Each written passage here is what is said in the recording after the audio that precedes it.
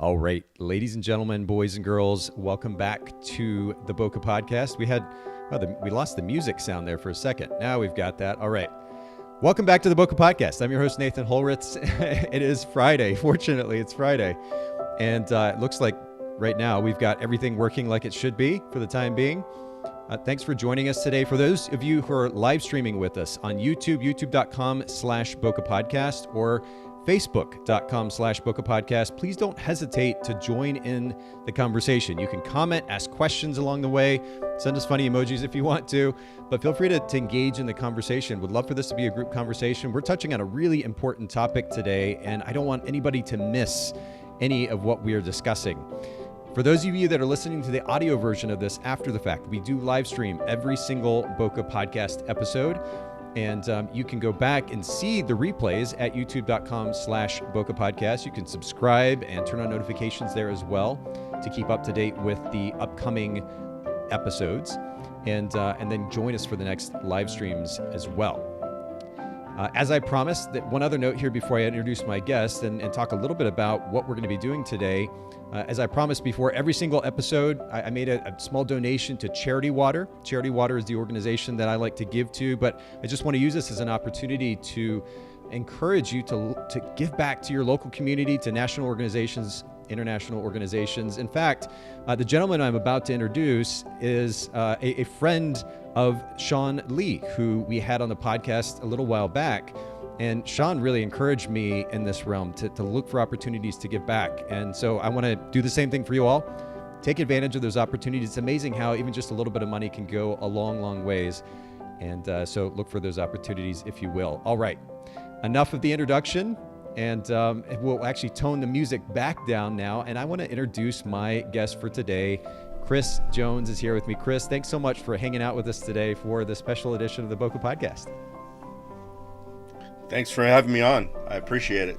Oh, no, it's absolutely my privilege. And I feel this especially, honestly, when we do these brand position consultations, and this is what I mentioned special edition. For anybody who's new to the podcast, every once in a while we have the opportunity to do a brand position consultation. I'll explain what that is here in just a second.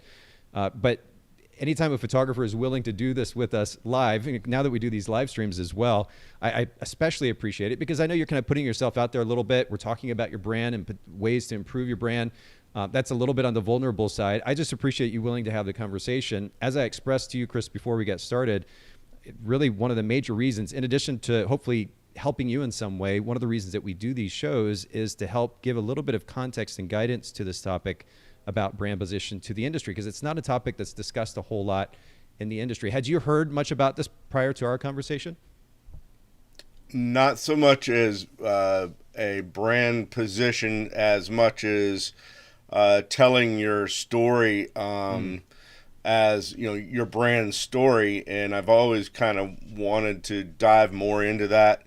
I've noticed that you and I have read some of the same books about that. And yeah.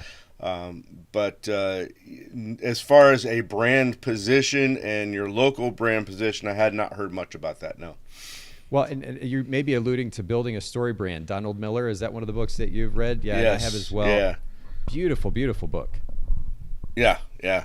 So, and I have always been about building my brand around my ideal client. And so, being a commercial photographer, a headshot photographer, telling their story in 1/125th of a second increments is the way I like to describe, what I do. So, yeah, absolutely. Well, and what we're going to talk about today, for anybody who's listening in who doesn't have context, we are going to be talking about brand position, how to establish a clear and distinct brand position in our local marketplace in order to stand out more effectively.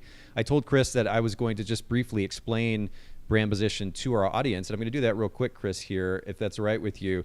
And really, brand position is pretty straightforward. I think the terminology that's used in many cases in the world of business is value proposition.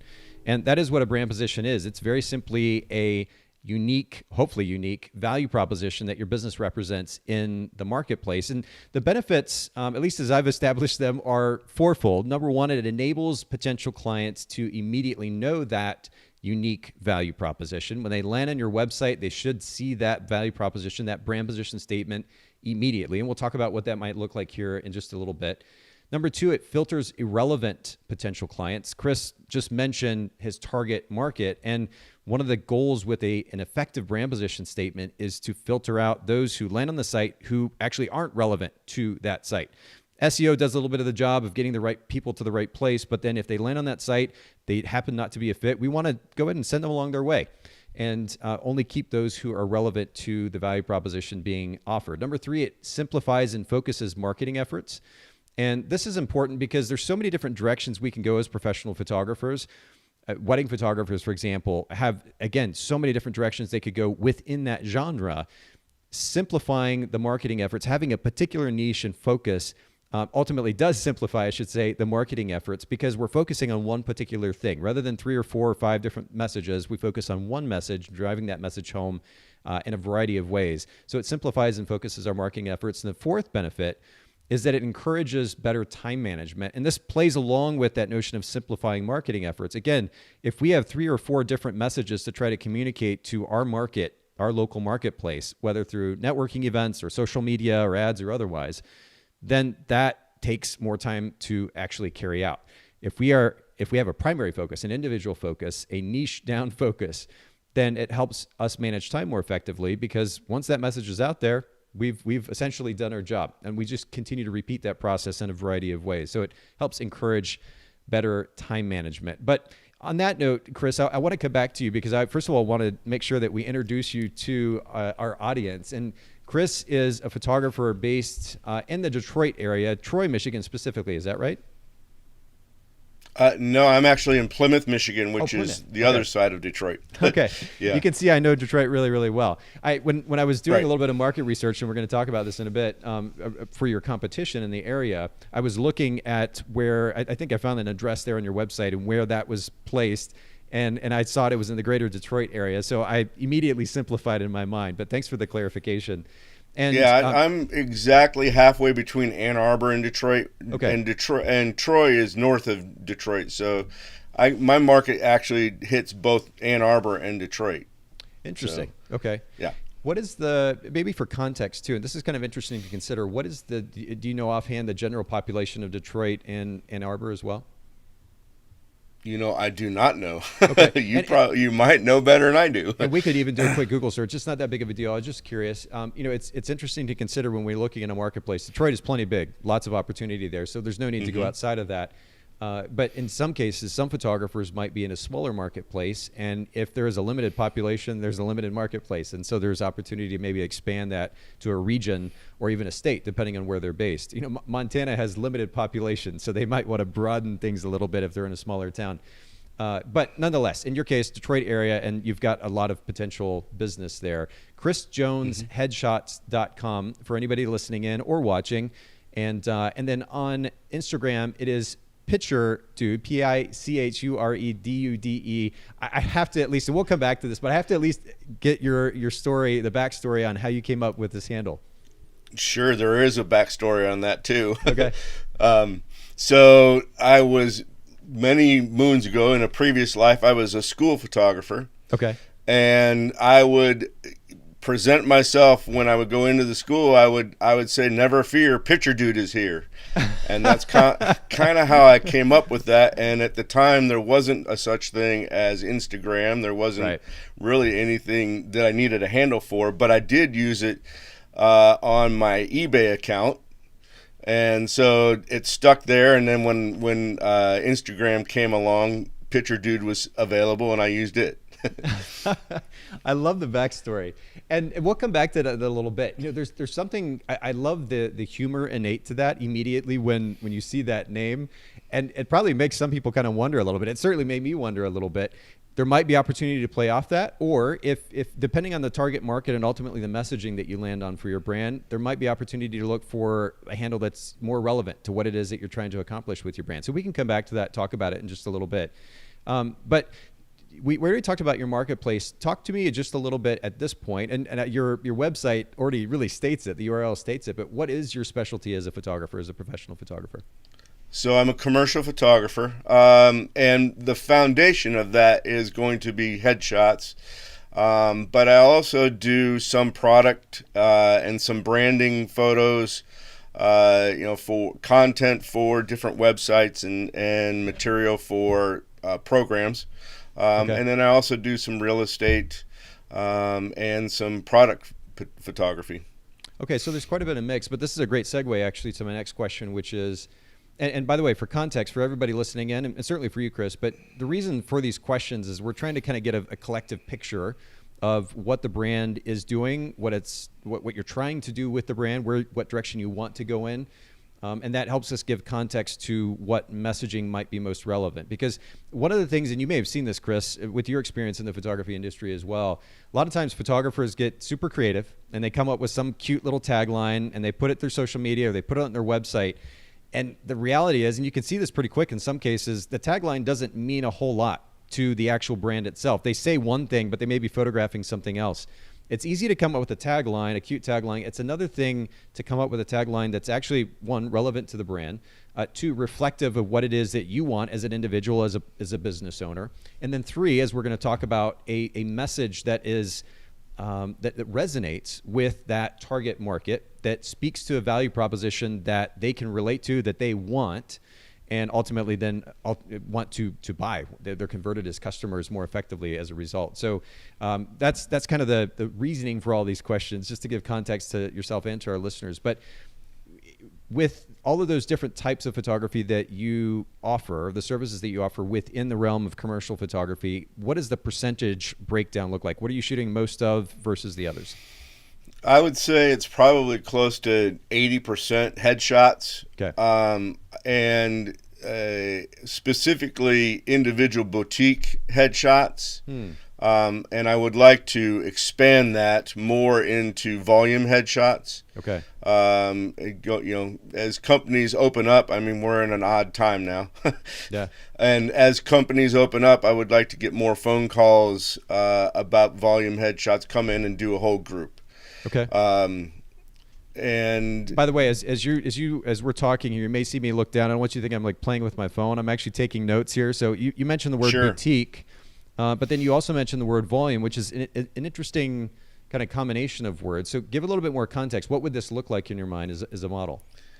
So as boutique headshots go, and I think of them more as a branding headshot than saying a boutique, head and shoulders headshot. Okay. I can go out on location. I can do, provide a lot of headshots for branding content. I have packages for that. And then on the flip side of that, every company these days are asking their employees, whether they're in person or they are virtual, to have headshots so they can include that with their email. Okay. Or I don't know if you've ever noticed on your Zoom meetings, if you're not on camera, they have a headshot of you. You need it for that. You need it. And so companies are asking for that, and they're having photographers come in to photograph, a lot of people all at one time. So, and this is interesting, and I'm not going to mention names here. I mean, just in general with your competition, but interestingly enough, one of the things that I noticed when I did a search for, because I focused on headshots in the Detroit marketplace, headshot photographers. One of the results that came up was actually not an individual photographer as much as and again, I don't want to give too much away here or give them too much credit, but there was a company that was offering an internal solution for the very thing that you were talking about. So they were using a third-party company to provide a hardware solution that would enable the company employees to get their headshots done very quickly and easily. And this is something that we all face, honestly, as professional photographers, which is that technology, as it continues to progress, it's going to make it a lot easier for that so-called technology to be utilized, and in some cases, maybe not necessarily replace, but certainly make it easier for someone to be able to get a photograph, and a good photograph even, without necessarily having to book a photographer, call a photographer, an established professional photographer who might charge a premium. So it's interesting to consider that is a little bit of what you're competing against in that marketplace. And so when you talk about the potential for having a volume model, I think it's really fascinating on multiple levels. But ultimately, it acknowledges, whether it was intentional or not, it acknowledges the reality, which is that you are in a marketplace now because of technology where you're going to have to be a little bit more competitive. And if you can come up with a solution that enables you to photograph at a higher volume at a price point that still makes sense to maintain a sustainable business model, then that actually might be a really smart move. And by the way, I didn't see anybody else playing in that space. Individual photographers, I didn't see anybody else playing in that space. So I think this is really interesting. If you don't mind sharing a little bit, what would that look like? I mean, if you describe the scene, you talk about having a large number of people photographed at once. How does that actually work? So how it has worked for me in the past is we book for a day, half day, depending on how many people there are. I come in, I either set up on a environmental background, or I bring in a background and just a couple of lights, and I would take 5 to 7 photos of each individual person, okay, and they would select the one that they would want to have retouched. I retouch the image, and then I have them delivered back to the company within 48 hours. Wow. Or if they want them delivered immediately, Yeah. as I walk out the door, there is an upcharge for that. Sure. Okay, this is brilliant already. I mean, and honestly, like, you're setting yourself up, and you're making my job easy, to be honest as well. When we're talking about creating a distinct brand position in your marketplace, and I can say this already because I've done the research, and we'll bring this up here in just a little bit, but looking at your competition, you're describing a model, and especially if you lead with a strong message relating to that model and then actually follow through on it. Again, like we were talking about, it's one thing to say something, it's another thing to do it. If you deliver on that and lead with a really strong message, you're golden. I mean, it seems like a brilliant model. So we'll let that sit for a second, but I'm already excited. Let's keep going for a little bit though, and talk about just a little bit what you feel makes at this stage anyway, your current business model, current website, et cetera. What makes your photography unique to those in the marketplace, the other headshot photographers in your marketplace? As we're talking about volume, I guess is one place I'd like to start. You're going to talk about consistency. I've been doing this type of volume photography now through schools. I mean, okay. I'm a trained school photographer. Mm-hmm. I've been doing that for over 20 years, so I'm used to photographing, a school and doing 100, 200, 300 students in a day, and then come back in 3 months and produce the same exact image for them for their yearbook. Okay. And still, so it's very comparable. And then as far as my boutique work or my branding work, I offered a location. I think a lot of my competition in this area may not have a studio to work out of. I think that a lot of headshot photographers are entry-level photographers. I'm a certified professional photographer. Okay. Through PPA, and I went through all the training to do that. I'm working on my craftsman degree. Very cool. I don't know if that makes a whole lot of sense to a whole lot of watchers or viewers, but sure. Another time we could talk about that. But I'm going through I've gone through the training or the years of training to be a more seasoned photographer, which I don't feel like maybe my competition has done. They may have gone through a specific training by another system, but I've done what I've done not necessarily on my own, but to be a professional photographer, I can do pretty much anything. So, yeah. And how long have you been in the industry, by the way? I don't think I asked that. So I went to the Ohio Institute of Photography and graduated in 1987. No way, that's awesome. Okay. And so in one form or another, I've sold cameras, I've shot, I've been involved since 1987. I've been shooting professionally on a daily basis since 1999. Okay. Wow. So you've got all kinds of experience to speak of. And it's an interesting thing, too, because, by the way, I started in photography. My first wedding I photographed in 2001, so not too long after you started. And I remember even back in that day, and in fact, I was all of 21 years old or something like that when I first started, super young, inexperienced, didn't have a lot of context to photography or running a business. I just kind of jumped in and I ended up, of course, learning a lot. But in that, I came into, in the Chattanooga, Tennessee market, and a pretty traditional market. And at the time, relatively competitive, not super intense like you might see in a much bigger market, but relatively competitive, but certainly a traditional market. And I think because of my lack of experience, honestly, I was looked down on. Maybe other reasons as well, but that was it was a factor that played, I think, more significant a role back at that point than it might now. The reality is that a lot of our potential clients, on the professional level, it may be a little bit different. When you're talking about corporate clients, it might be a little bit different. The reality in this day and age is that most potential clients aren't asking for a certification. They're not asking for an experience level. And in some cases, that may be detrimental, that they're not aware of the lack of experience that their potential photographer might have.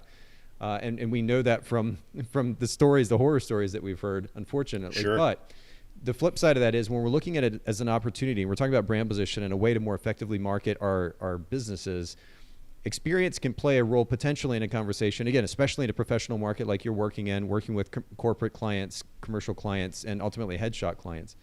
But I would say that it's not as important a distinction when it comes to trying to convert a potential client. What they're going to be looking at, they're going to certainly look at the quality of your work, but they're going to be looking for an experience. And again, what you're already describing is I'm really, really excited to get to the actual messaging piece of this, because I think you're on something that is not just great for the sake of you just being able to come up with a clear and distinct brand position, but ultimately a business model that's going to help you stand out in that marketplace too. So I just wanted to kind of mention that because it's an interesting thing. I've seen kind of both sides of the coin. I've been the young, inexperienced guy coming into a brand new market and saw what it was like to be in the market in that context. And then I gained experience. I ultimately was president of our local PPA guild and gained experience as a photographer and developed technical knowledge. And now we're in this marketplace, 20 or so years later, and I'm seeing what role experience plays and then doesn't play as well. And it's an interesting kind of dichotomy that exists at the moment. Nonetheless, I think experience plays more into your business, at least in my end of the industry, plays more into your business experience than it does into your photography experience. I've trained many certified professional photographers over the last couple of years, and taught them, the information that's on the test, and we've gone through the technical image, evaluations, that type of thing, and I've taught them that. But when it comes down to business, a lot of people are unaware that the inexperienced photographers run around without any insurance. They're running around without any licensing. Yeah. And that's, to me, it's not necessarily a requirement for a certified professional photographer, but it is part of the integrity of a certified professional photographer. That makes sense. I carry business insurance. I carry my licensing. I keep that all up to date. Yep. So, yeah. That's a fair point. It is a good reminder too, especially for those listening in or watching who are new photographers. Keep all your I's dotted and your T's crossed when it comes to that stuff. You talk about insurance. I mean, it's a rare occurrence where a photographer has to utilize their insurance, especially in a liability level. But if we don't have that in place, that rare occurrence could ultimately really bite us hard and potentially take our business down. So I will say too, just a little side note, equipment insurance, I was able to leverage multiple times over. We worked with State Farm, and this is not a commercial for State Farm by any means, but we actually had a really great experience with State Farm. I lost or had a lens stolen or broken twice, maybe 3 times, and they issued checks for those so quickly. It was mind-blowing, actually. But to have that peace of mind that if something happens, and it rarely happened, I was just super particular with my gear. But if it happens, you've got that in place to cover you financially. It's so important.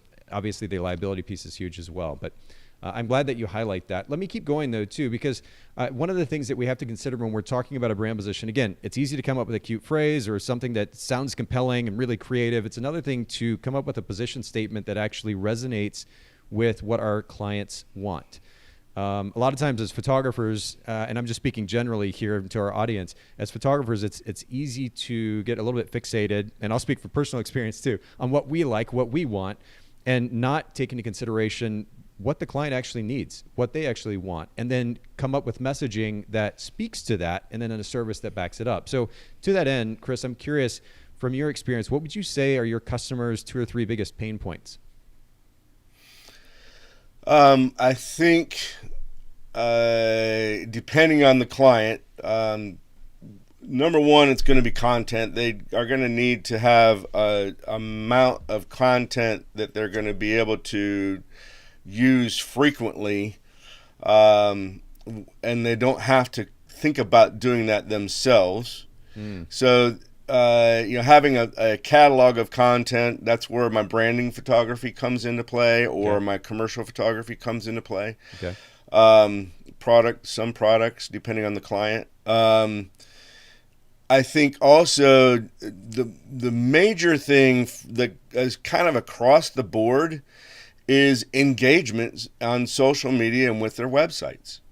I get comment after comment after comment on my boutique headshots that I got 80 in 24-hour periods. I got 80 interactions on Facebook. Yeah. I got so many interactions on Instagram just by posting my new profile picture. Sure. So I think that's a huge thing. People are used to putting up selfies, and they don't get great interaction from those. Okay, so that makes sense. So a solution, first of all, that takes care of that pain point, which is that they need fresh headshots on a relatively regular basis. And then also ultimately the quality of headshot that leads to better engagement. Those are the 2 main pain points. That makes sense. And it sounds like you're already actively touching on those or serving those needs, but we'll come back to that too as it relates to especially the fast piece here in just a little bit. Talk to me a little bit about, and again, we're talking about a brand position, which ultimately means a business model at the end of the day if we're actually following through on that brand position. So it's important that we build a brand position that is a reflection of what it is that we're trying to accomplish individually and as photography business owners, right? That's important too. So talk to me a little bit about what's driven you as a photographer. Why did you even get into photography in the first place? As far as actually photographing portraits, I really didn't want to be a portrait photographer. Really? And I had I had a friend that I was working in a camera store with back in the late 90s, and he knew how much I really was not wanting to do the holidays anymore in retail. I was a store manager, and I was working my way through the corporate ladder that way. But I really was not happy with having to do holidays. So my friend Cliff invited me into a fairly large school portrait company. And I told him at that time I would give it a year. And I loved it because I was doing a new project about every 3 months, new type of photography every 3 months. We would change things up. And that was very exciting to me. But along the way, what has kept me connected in that realm was there was a number of times where I photographed, and this is kind of sad, I photographed a student's last photo. I photographed several of the Virginia Tech massacre students, and you would see their photos on the TV, and I was like, I took that photo. Wow.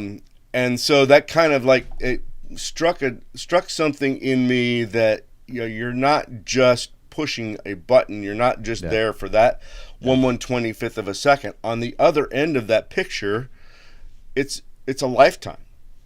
And so that kind of is my ultimate why, my long-term why.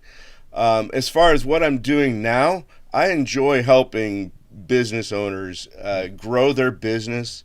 I think that branding photography and headshots are a huge part of people's growing people's business, and it establishes trust. If you have a current headshot that's a compelling headshot, that people look at that headshot and they go and meet you in person, and it is the same person, not someone from 10 years ago. It establishes, in the real estate industry, I hear it all the time, it establishes trust for your client. They want to see what you look like now, as opposed to what you don't look like 10 years ago, or did look like 10 years ago.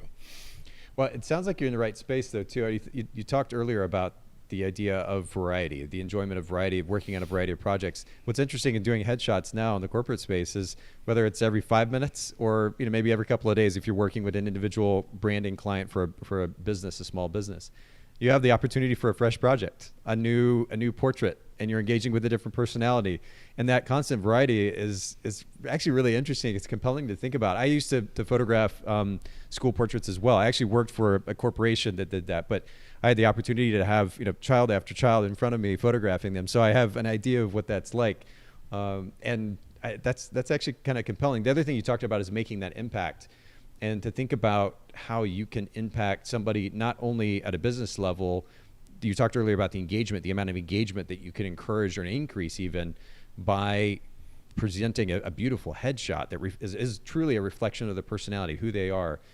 But to also have the ability to interact individually with somebody, whether it's a short conversation or one that lasts an hour or two, that's pretty cool too. I don't know. I think back in hindsight, because I don't photograph full time anymore. I did for about 10 years, and I have other businesses I'm focused on at the moment. But when I think back, even as a wedding photographer, to and it sounds cliche, but the privilege that I had working in weddings, photographing families, and truly being a part of the family for that day, the fact that we're allowed in, whether in your case it's an individual conversation with somebody who is trusting you to photograph their portrait, or in my case where I got to interact with families and spend 10, 12 hours with them, even more in some cases, it's a pretty cool thing that we get let into these situations.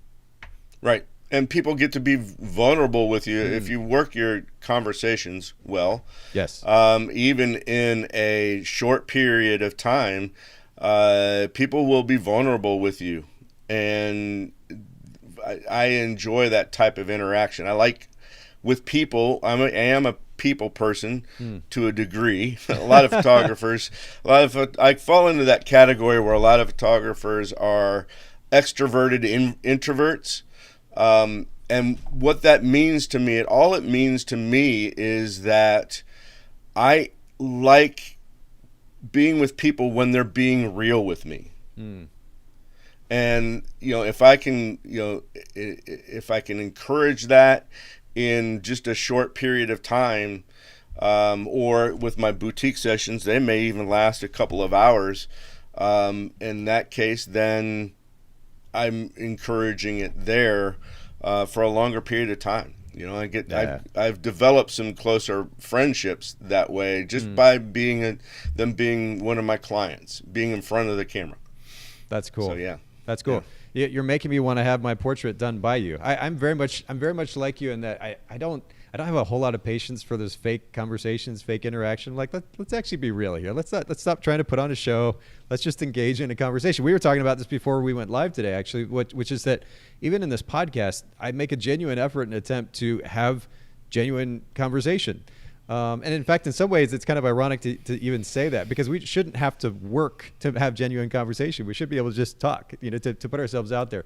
And there are all these different reasons for why we don't. But I love that you're driven by that, and I'm sure that your clients experience that, and ultimately the portraits are a reflection of that. And of course, the interesting challenge for you now is to continue to maintain that. If you go this direction of a volume business and you're working a little bit more quickly, it's kind of a fun puzzle to figure out, which is how do I maintain some type of personal interaction within the context of this business model, which is volume, which is all about speed and efficiency. And that'll be a really, really fun little challenge to take on. Now, your current brand position, or do you have a current brand position? If you were to name that, what would it be? I honestly don't know that I could put a finger on and name my brand position. Okay, I probably have one. You could probably recognize it better than I know what it is. Well, let me actually jump to your site. So on your website here, I see, and for anybody listening in who missed this earlier, chrisjonesheadshots.com, just like it sounds, pretty easy. And of course, we'll link to this in the show notes at bokehpodcast.com. But Chris, you have build your brand with professional headshots. So you're speaking to the significance of building a brand. And it's more of a concept than it is like a call to action. You are presenting a value proposition, though, in that you're enabling them to build a brand. So it's actually a pretty strong position statement. We always want to make sure that the position statement carries over to social media, really everywhere. And of course, then with the service as well, that the experience reflects the message consistently in all interactions with a client or a potential client. On your social media account, Instagram, Picture Dude, Detroit-based commercial photographer. So you're speaking to the commercial piece there. And then if we go to Chris Jones Headshots, it looks like that link isn't live at the moment. But Picture Dude, you're speaking to the commercial piece. So as far as current messaging goes, that's where we're at. What are you looking for in kind of maybe revamping and refining the message? What do you hope to get out of that? I think, as we talked about earlier, I think it's important to let my clients know that part of the major part of the experience is after they get their picture taken. The interaction that they get from having their headshot done, or having having me come into your company and having headshots done for your people, provides an interaction at the end, on the end game, and that is part of that whole experience. And I don't believe that I convey that through my website or through my Instagram. Okay. And I don't have a business page. It's just at Picture Dude is my only. Now I have a business Facebook page, which as of today is totally different. I had to sit back and take a few minutes to figure out, because it's changed with their new name. I'm like, this looks weird. I've never seen it this way before. So, and it's not the way it was designed. And the way it is now, it doesn't do anything for me. So I don't know. I have to take a look at that. So. All of you out there that are working with a business page, a Facebook page, take a look at it today, because as of today, it's different than it was yesterday. Interesting. Okay, yeah, you've got my curiosity piqued now. Chris Jones Headshots, the Instagram handle, did you used to own that, or do you still have access to that? I don't think I've ever had that. Okay, it's linked from the Picture Dude profile. I don't know if that was intentional. It may be trying to link to my Facebook page. Okay. Got it. Because I do have a Chris Jones Headshots Facebook page. And, at the very least, this is something I do. I'm a little bit of a nerd with this stuff, but anytime I'm working on a new brand, one of the things that I'll do is I'll buy up a bunch of domain names. Of course, I'll try to buy the .com name, but I'll also buy the .net and the .org and the .us and at least probably 4 or 5 different variations on it, just to make sure I cover the bases. And when it comes to social media, of course, because of its significance now, it'd probably be good, even if you're not actively using it, to go ahead and try to go grab that handle on Instagram. I would actually recommend moving in that direction. We'll go and talk about this now. When I think about your brand as a professional headshot brand, where you're interacting with corporations, with entrepreneurs, professionals just in general, Picture Dude is fun. And if you're trying to create a brand which reflects like a super fun, lively, kind of over-the-top experience, that handle might work. In your case, I think the consistency of Chris Jones Headshots across the board, if you have it for your website, you've got it for Facebook, but you don't have it for Instagram, it might be a little bit confusing, and I would want to shoot for consistency in that. So if you don't have it and nobody else has it, I would go jump on that right away. Create the account on Instagram today, so you've got that, at least have access to it, and then you can always set that up later if you decide to go that direction. Sure. I just never have done a whole lot with Instagram, and I've put a lot more weight on LinkedIn. Okay, fair enough. Yeah, and that's a really great point too, especially in the corporate and professional world. I know that does carry quite a bit of weight. Have you run ads on LinkedIn? What's been your experience using LinkedIn? I'd be curious to hear. It's really I use LinkedIn more as a one-on-one networking. When I do get out and do networking here in the area and across actually in Ann Arbor or Detroit as well, just link one-on-one to people from LinkedIn. Okay. I did reserve the Chris Jones headshots, and I put I did have put some stuff on there, but I haven't run any ads on LinkedIn. Okay. I would imagine it's very comparable in price and procedure to Facebook. Yeah, I'm curious. I'm not sure, but that's interesting. And again, you make a good point in bringing that up, that LinkedIn is probably in some cases more relevant for corporate headshot work than maybe even Instagram. Instagram probably plays a little bit more to weddings and portraits. Nonetheless, if I were you, I would at least grab that handle just to have it for the sake of consistency. And if you're going to post, even if you only post once or twice a week to there and you're focusing the rest of your time on LinkedIn and Facebook, at least you'll have a presence there and everything is consistent across the board with that branding. I think that'll be really good. So let me do this, actually. I'm going to pull up, I made a list, and this is something that I recommend to everyone who is looking to do research on brand position, establishing a clear, more distinct brand position, that is to go and research your local marketplace. And Chris, I think we actually did this in person. We were at Sean's Rock That conference, and we did this in person a little bit. But what I want to recommend to all of our listeners as well is, if you're curious as to how you might be able to stand out, ask the questions and answer the questions that we just went over, that Chris and I went over together. But then the other thing to do is to just very simply Google search. And what I did, Chris, was to search, and I actually wrote this down here, Headshots Detroit, Michigan. So very, very simple Google search. And these are the results. And of course, and I told you this before we got started, and as I've mentioned here on the podcast before, I'm not naming company names. We're not throwing anybody under the bus here.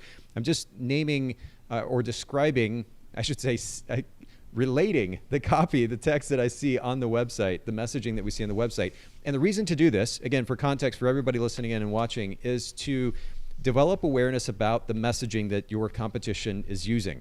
I love the idea of community over competition. I think our photography industry has grown up a lot over the last 20 years in that we're relating with each other and helping each other out and supporting each other. That's great. But at the end of the day, if we're going to be objective and be true business owners, we have to recognize that the potential client doesn't know that. They're just looking for the best possible solution. And so we have to be aware of what we're competing against in that context. And so to that end, do a very simple Google search. I would say the first 3 to 4 pages of results, when you search for the marketplace that you're in and the genre that you are wanting to work in, that's what you're going to want to click on and look. I don't click on the ads, one, because I feel bad costing any of these photographers money. But the other reason is because I want to see what organically is going to pop up, what the potential client organically is going to find as far as a result. I'm looking at the Google Maps results, the first page of Google Maps results, which has become more normal now in the search results, kind of pops up at the top of the page. And then I'm also looking at the regular listings as well. So to that end, Chris, I'm going to pop the screen on myself here, or the camera on myself here for just a second, and I'm going to read these off just as quickly as I can, because there's a pretty long list, but I want to read these for your sake to give us context to the conversation. And so the first one that comes up is transforming. And by the way, most of these are on the homepage of the site. There were at least 2 or 3 that were elsewhere on this website. There were certain photographers that had headshot photography as just an element of what they did in their business. It wasn't the only thing they did in their business. Nonetheless, here's the messaging. Transforming Detroit's narrative through photography. That's interesting, and not necessarily related to headshot photography, but interesting position statement. Helping businesses build their brands. Okay. Headshots that drive success was another one. Make your vision reality. And I'm just going to comment and bring the camera back to you, Chris, as well. This is one, and I think maybe we talked about this when I was there in person, but for everybody listening in, I want to make a strong recommendation to use copy, to write copy, to use words that don't have arbitrary meanings. And this kind of harkens back to what we were discussing earlier. Cute phrases that sound creative and fun, and to us makes sense. But to the potential client, what does make your vision reality even mean? There's no real clarity there, right? You could apply so many different meanings to that. So it's important to make sure that we use simple language that communicates exactly the value proposition. And we'll talk a little bit more about the construction of those position statements in a second. But to bring it back around to this list, another one was specializing in people like you, which frankly is super vague. We want to talk to a specific market, segment of the market, to call out our target client base rather than just saying it's everybody innately. So to me, that does make a lot of sense. Detroit portrait photographers, and then the subtext was portrait studio and event photography services. Another one was Detroit headshot photographer, pretty basic. The headshot experts, professional headshots, that was another one. And establishing ourselves as the leader in a particular space is one way to go about establishing a brand position. It's a gutsy move, and you've got to actually back it up, and it's a challenging one. It's not necessarily one that I would recommend, but nonetheless, this particular company tried to do that. Creative branding and headshot photographer was another one. Your life moments captured beautifully, pretty basic, kind of vague. Headshots Detroit was another one. The art of real estate, and then subtext was impress sellers, inspire buyers. Another one was Detroit professional photographer specializing in headshots and personal brand. And that's a pretty good position statement that it names the marketplace. It certainly states that they are a professional photographer, and it says what element or what genre that they specialize in. So pretty good copywriting. Another one was corporate and executive portraits, and that's pretty specific. So not terrible, but could be elaborated on just a little bit. Another one was portraits that get you noticed. And I like that one, to be honest, Chris. It's relatively simple, but in a creative way that is also still clear. They're saying, hey, I take pictures of you that are going to get people's attention. You talked earlier about the engagement piece. Mm-hmm. And I really like this because it's all of, let's see, 1, 2, 3, 4, 5 words. 5 words. And in fact, they'd even have to say headshots. Now, if they want to do headshots, they would want to put that in the copy on their website so that for the sake of SEO, they get found.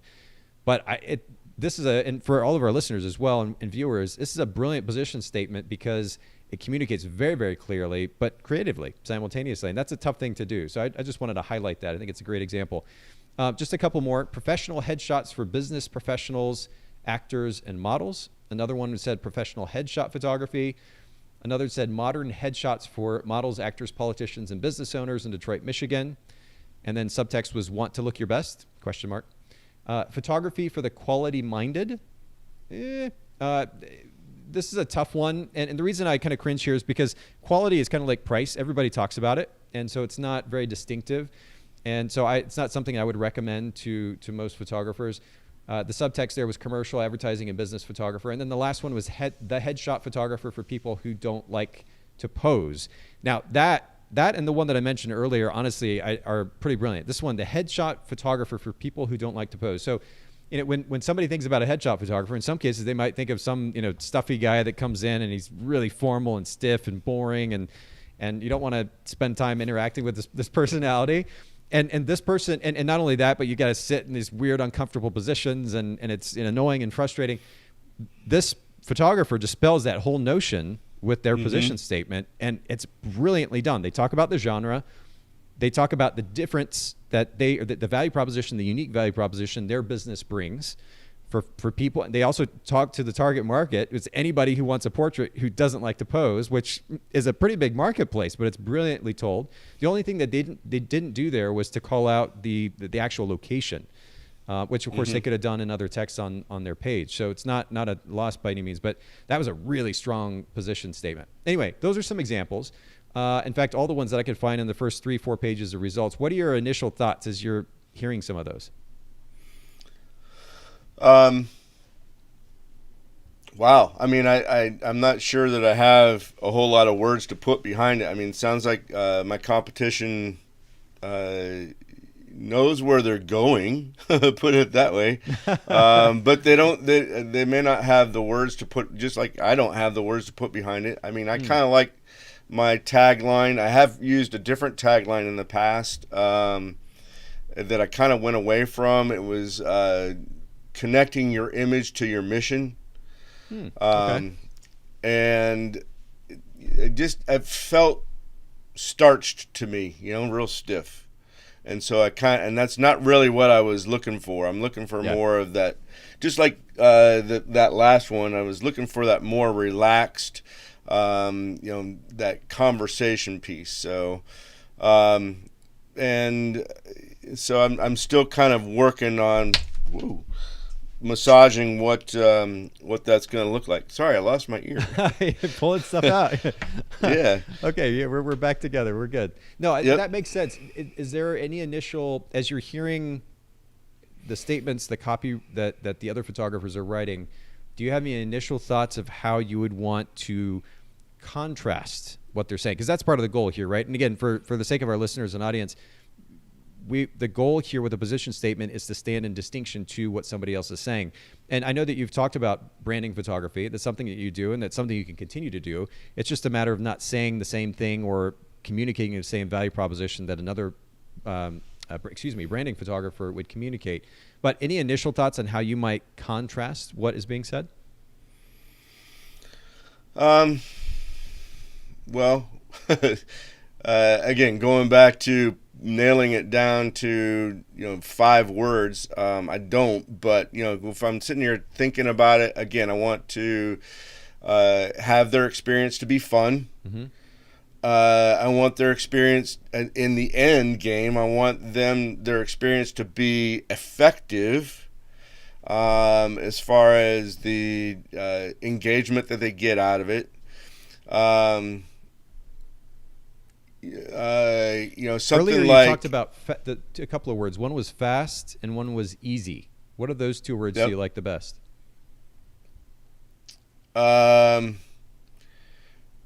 Which ones do I like the best, or which ones do I think my ideal client likes the best? Fair That's question. another different question. Yeah, I think question. I think that my ideal client is going to want easy. Okay. Because easy to them also means efficient. Not necessarily just going through the motions very quickly, but getting a high quality product in in as short a period of time as most. I guess that's the best way to describe it. Yeah, and the last thing that we want to do is use the word efficient, right? Like it would come off super stuffy and right. Kind of defeat the whole purpose, like you were talking about, creating a more fun, more relaxed environment. Okay, so easiest, and that's great. And I'm glad you bring it back around too. What does the client actually want to hear? What's going to resonate most with them? So before we talk about potential messaging here, just very quickly for the sake of the audience and our conversation here, a few ways potentially to establish a clear and distinct brand position where we're thinking about how to write the copy. One is to offer a service that doesn't exist.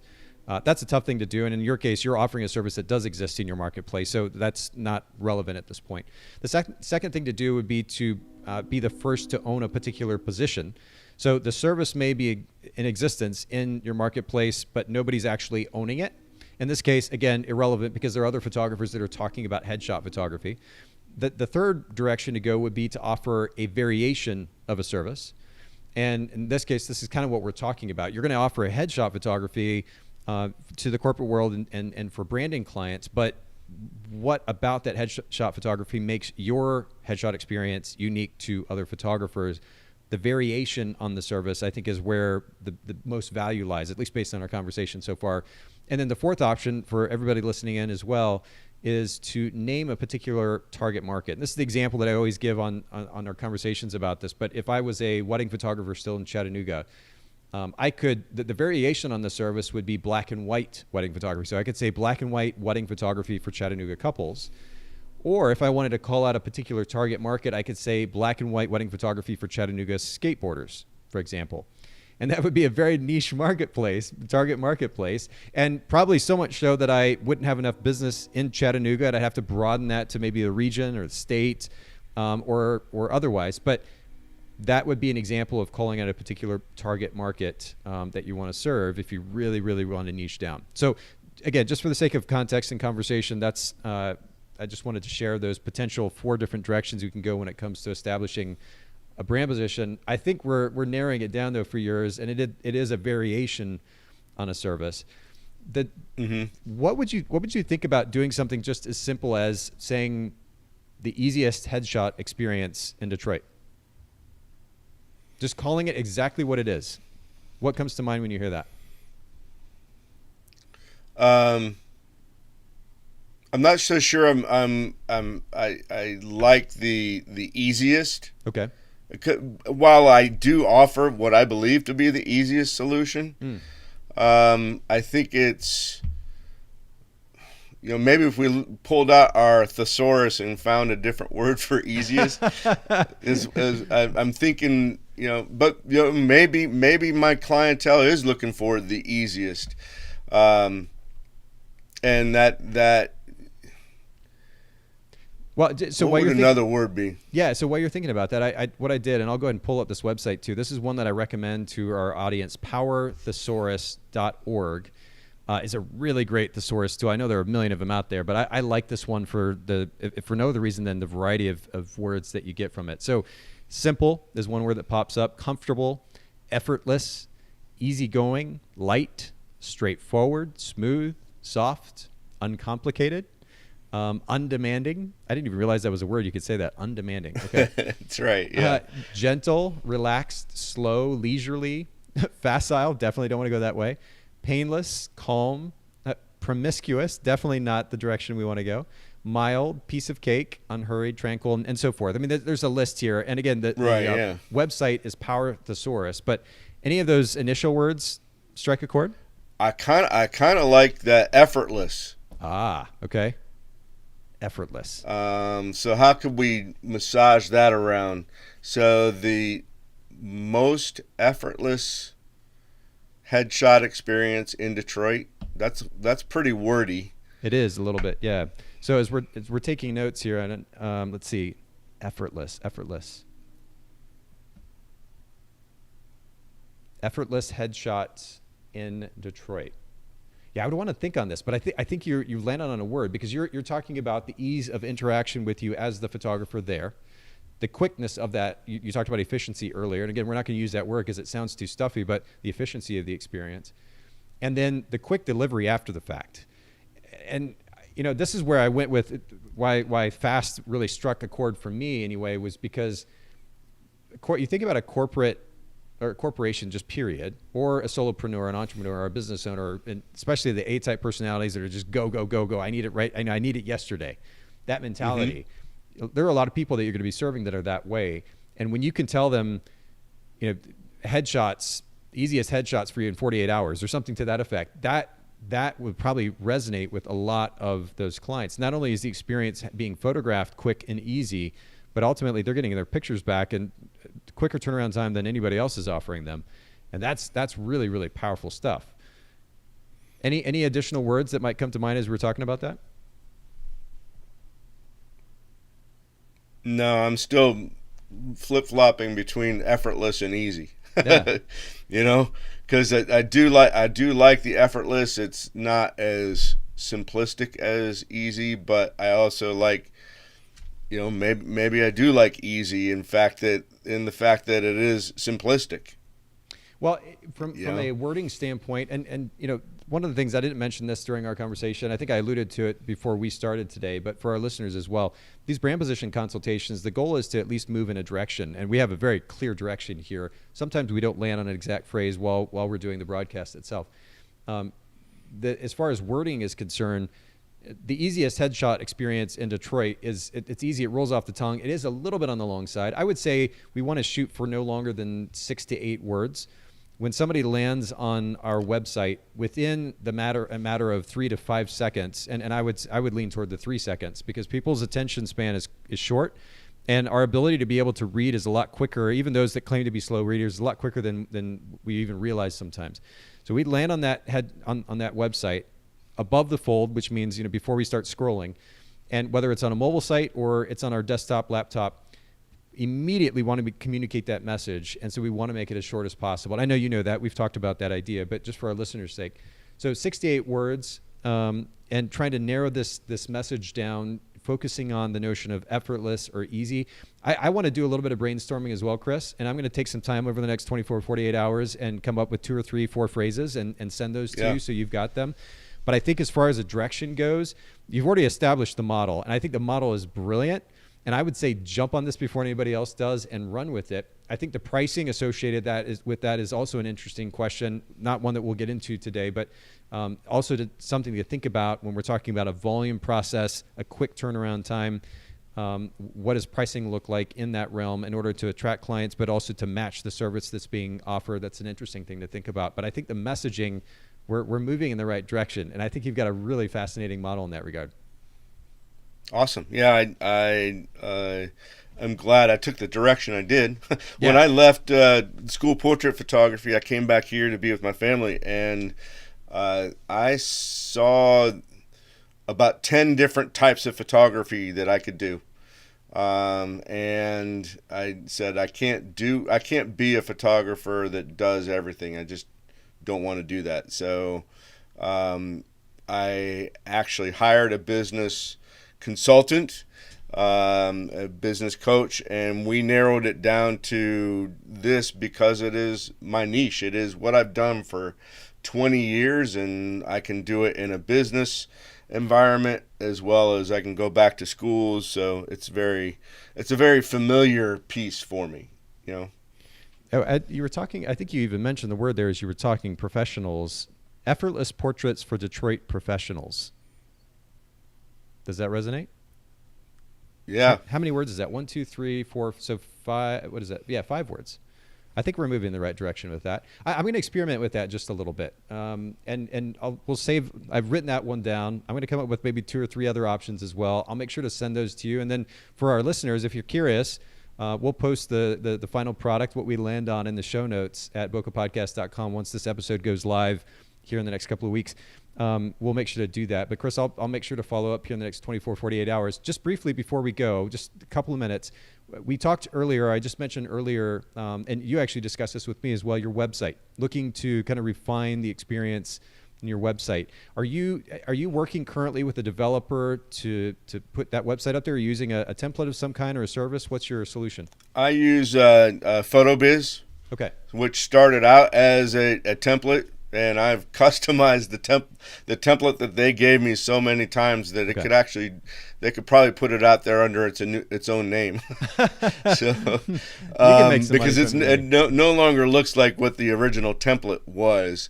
But I love PhotoBiz as far as working with them. Their customer service is very it's awesome, and they are really listeners to their clients. Okay. And what I mean by that is they have incorporated a lot of features that you find in other CRMs Okay. these days that you can do all through the PhotoBiz website. As far as content that I'm putting out there, I have worked with a few people, and we've massaged things around a lot. I believe that a website is a living, breathing entity that changes daily. Maybe not quite that often, but it changes quickly. It can, yeah, for sure. Just to keep up with people, and to make sure that actually Google realizes that you're still alive. If you can't put a website out there and just let it go and expect Google to hit you some ratings. So you kind of have to change things around. I'm working with somebody here currently. I'm working with somebody locally on copy and that type of thing. So helps me out quite a bit. Yeah, as far as the look and feel of the site, one of the things that immediately came to mind, first of all, I'm good friends with the guys over at Show It, the team over at Show It websites, which is a pretty robust system that allows a lot of customization, whether you do that yourself or you have a designer do that.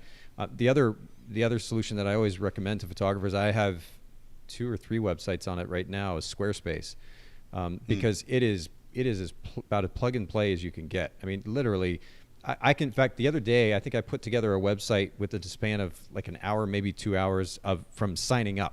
I created the website. I put images out there, had copy. It is so easy to use. And for the sake of not only modernizing, but also ultimately updating the site to reflect this message, I would just throw that out there as a possibility. If you've got a good company that you're working with currently, and there's actually a team that's helping take care of you, that's wonderful. And I wouldn't want to suggest taking them away. But I think a more modern look, a simple, clean, kind of minimalist look, even also with pictures that are a little bit bigger. Might highlight your work a little bit more effectively, because a lot of the images on your site are small and even tiny in some cases, really, really small thumbnails. And I think it might be cool to highlight the quality of your work by bring those images up, the size of the images up just a little bit. making it more image-centric. Text is super important for SEO and certainly for at least guiding the client through what is the experience of Christian headshots. But we also want to make sure that it's not so much that it gets in the way of what the task at hand, which is to showcase your images and then ultimately encourage them to book you. So kind of a balance there. And just make sure, and you're already doing this on the current site, and I think even just looking, let me actually just pop over here back to the browser. Yeah, I think if we go to the mobile version here, I like to do this and just kind of drag and drop. Yeah, even the mobile version, the position statement that you currently have there, build your brand with professional headshots, is there above the fold, which is brilliant. This is not something that a lot of photographers have done. So you've already got it in a great place there. Now it's just a matter of refining this new potential brand position that we were talking about. And with whatever updates you make to the site, just make sure that position statement's there, top of the site, above the fold. They immediately see that when they land on it. And then make sure that message is copied to every other social media platform you're on, LinkedIn, Instagram, Facebook, wherever you might be. Just make sure it's consistent across the board and then deliver on that experience. And I'll just add this, and I promise we're stopping here, so I won't keep you any longer. But with that position statement, and I'm going to, by the way, I recommend this book to everybody. Have you read Marketing Made Simple, Donald Miller? Yeah, I have. You have? Okay. So I was going to get you that book if you hadn't, but go back to Marketing Made Simple, and I'd recommend this to everybody listening in, even if you're just reviewing a site that you're really happy with and you already have good conversion on. But Donald does a really good job in that book of making very, very practical the how-to process of setting up a website, particularly the homepage, in a way that converts really, really well. And they've proven this model over and over and over and over again with the clients that they've worked with. It's a very simple model, so it's not overly complicated and difficult to set up. But my suggestion would be go back to that. I think it's 1 or 2 chapters in particular in that book where he talks about how to lay out the site, and particularly the homepage of the site, and follow that, use that. And one of the things that would be innate to that, especially if you look at business, I think it's businessmadesimple.com is their website, and you'll see this. In fact, let's just jump over there really quick. I'm going to pull this up, and then I'll share my screen. Businessmadesimple.com. I think that's right. Okay, cool. Yeah, I'm going to pull this up here on the screen for anybody who's watching live. So what's interesting here, and you'll notice a number of things, especially if you take a look at the book Marketing Made Simple, but definitely clear calls to action, next steps, and Donald Miller talks about the importance of not soft sells, but getting somebody to commit to really taking a step. And in this case, they're selling a course or a system, and it's not like learn more, it's get access. They're encouraging them to actually commit in that point. At the very least, as photographers, what we can do is say schedule a consultation. If you don't think that book now is a call to action that would convert effectively, or from experience it won't convert effectively, at least getting them to commit to scheduling a consultation of some type, phone or otherwise, is a good call to action. But he's got clear calls to action, 1, 2, and 3 times technically with the play the trailer, the video. But the position statement is there. Take the mystery out of growing a business. And he has subtext. Get a step-by-step plan to grow a business that works. And then when you scroll down, what he builds on the concept. And again, he talks about this in the book, but he builds on the position statement of the brand. It says, growing a business should not be a mystery. Without the practical skills you need to grow a business and advance your career, it's going to cost you. And then he talks about what it will cost the potential customer if they don't use his service. But nonetheless, what I was getting to here is you have the opportunity not only to clearly communicate that brand position statement that you land on, that we ultimately refine from what we talked about today, but then to build on that. So if you say, just as an example, let's just say that you go with effortless portraits for Detroit professionals or something to that effect. Underneath that, you can have a little bit of subtext, potentially even build on that idea. It could be 1 line, maybe 2 lines at the most, which speaks to the experience. 5, and I'm just making numbers up here for the sake of conversation. 5-minute session, 48-hour turnaround time, and the happiest headshot clients in Detroit, or something to that effect. But you're actually speaking to you're building on the value proposition. It's one thing to say it's the most effortless experience. Another thing to be able to communicate specifically why. And now people are drawn in. If I knew I could sit down and get a headshot in whatever it is, 5 minutes, 10 minutes, and I'm going to get the finished product back in 48 hours, sold, done. And if the price point makes sense to me for that experience, even more so, I'm sold immediately. Right. So I would keep that in mind as well. I'm going to recommend, because I'm not a professional brander, if you will, but and certainly not a site designer, but go to that section in Donald's book, because the recommendations he makes there are really wonderful. It's very, very easy to follow. And for everybody listening in, again, Marketing Made Simple, highly recommend that book. Any last minute thoughts, Chris, before we go here? No, I've enjoyed this. I think that I'm moving in a great direction. Kind of like I said in the very beginning, it's kind of it's a live, it's a living, breathing thing. So I kind of needed to, feed it is what I need to do. So. Well, honestly, you did the heavy lifting here. I mean, I got excited. I think it was like 10 minutes into the conversation when you started talking about the model. So you've got the model in mind. Now it's a matter of just clarifying the message so that you can take that to the website and then just communicating all of that, right? Updating the website to reflect that business model and following through on that experience. And honestly, just looking at your competition, certainly the messaging, but your competition in general, looking at the various websites, I think you've got a really convincing model here that's going to start to convert really, really well. So major props to you for that. You did the heavy lifting. For everybody listening in, make sure to go to chrisjonesheadshots.com. You can also go to Picture Dude on Instagram. We'll make sure to link to these, of course, in the show notes at bokehpodcast.com. Follow Chris, give him a shout out and encouragement. And Chris, thanks again for making time for all of us today.